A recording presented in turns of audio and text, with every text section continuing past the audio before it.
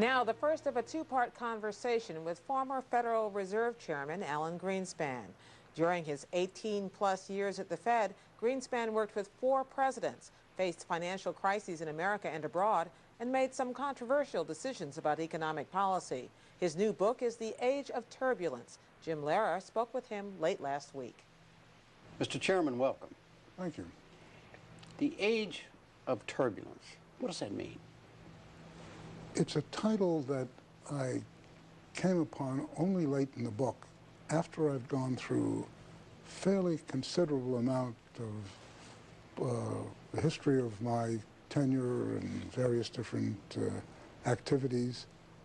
And then, as I began to discuss what has been going on in the 21st century with the extraordinary changes in globalization, international economics, and very importantly, the end of the Cold War.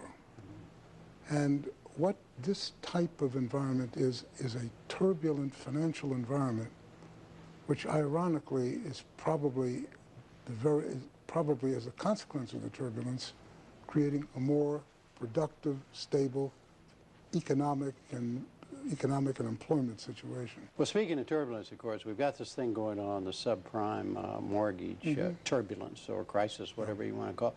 Looking back, do you think there's something that could have been done on your watch as chairman of the Fed that could have prevented this from happening? I don't think so. First of all, the problem that we're dealing with now is an aspect of is a result of human nature, basically the innate characteristics of human nature, in the sense that people, after a period of exuberance... There's a magic word for you, exuberance. I like that word. Okay. I think I'll use it. Okay.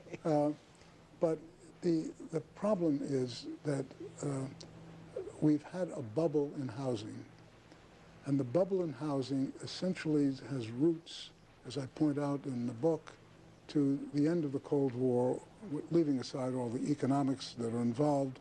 But the consequence, with respect to the end of the Cold War, was a huge change in the geopolitical structure of the world, where 1 billion people who had been relatively well-educated, extremely low paid, but behind the Iron Curtain or in centrally planned or quasi-centrally planned societies, started as a consequence of the result of the decline of the takedown of the Berlin Wall, which showed an extraordinary amount of economic ruin behind the Iron Curtain.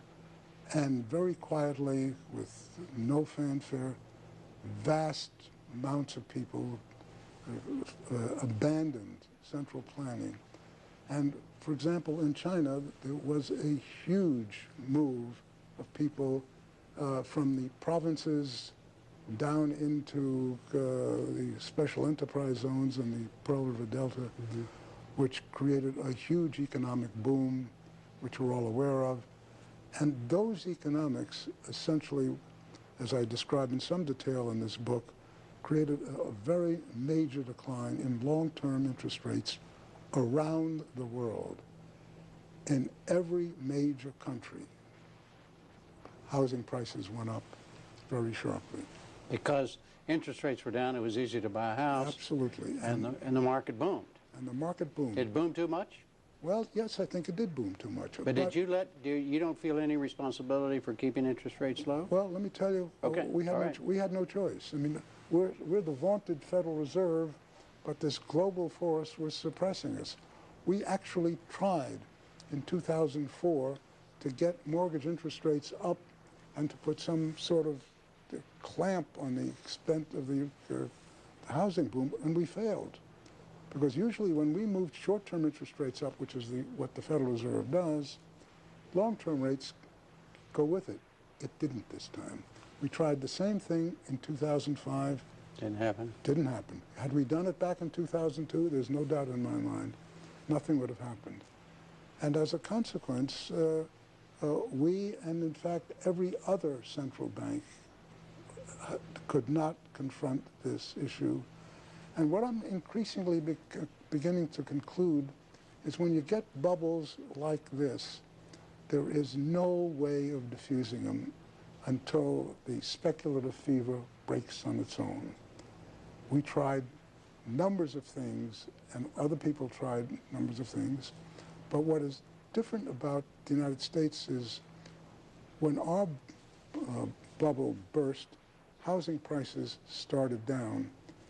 Our actual rise in prices is probably a little below average around the world. But we, as a consequence of having a major thrust in trying to increase home ownership in this country, developed properly, in my view, subprime mortgages, so a lot of people who would not otherwise be able to own a home were able to own a home. But then their interest rates went up over a period of time. That's when they got hurt, right? Well, the real problem began because a very significant proportion of those loans were on terms which shouldn't have been made.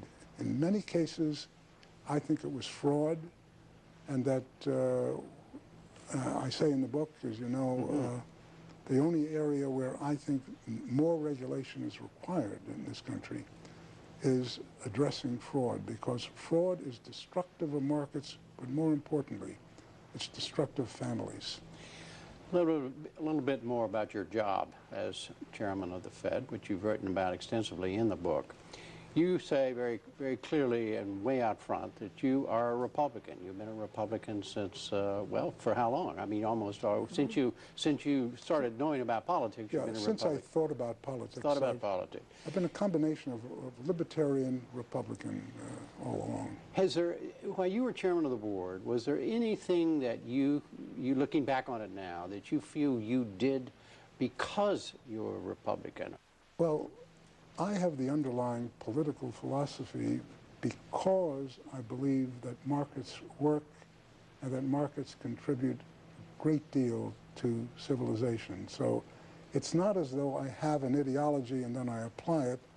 I have the ideology because I believe that it is the best way of coming at the world and what type of policy. What is the proper relationship, what should be the proper relationship between a chairman of the Fed and a president of the United States?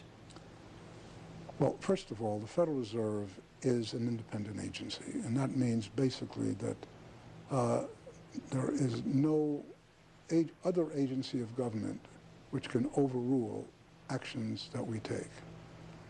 So long as that is in place and there is no evidence that the administration or the Congress or anybody else is requesting that we do things other than what we think is the appropriate thing, then what the relationships are don't frankly matter. And I've had very good relationships with presidents.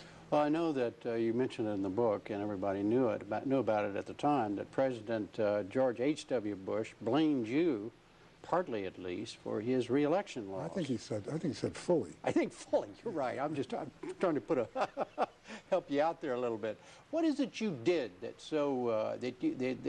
that upset him so? We started to ease interest rates after the credit crunch in the late 80s, and he felt that we were not lowering them sufficiently rapidly to re-galvanize the economy. The Federal Reserve, essentially with in a unanimous voice, disagreed with him. Were you aware of the fact that this could hurt George H.W. Bush's re-election? Was that a factor?